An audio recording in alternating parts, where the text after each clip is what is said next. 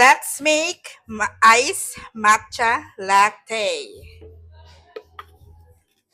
This is for my personal consumption.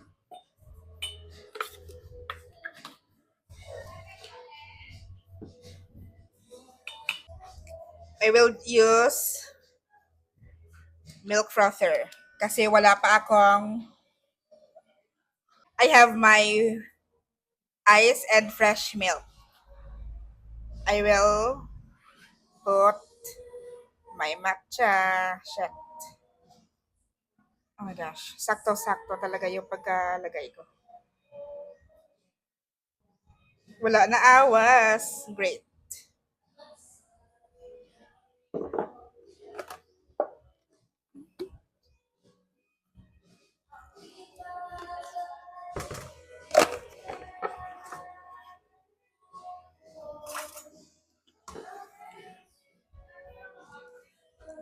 Mag-stirrer muna ako. Kasi may matcha powder na hindi na tunaw. So, dapat yung gagawin ko sa susunod, unahin ko yung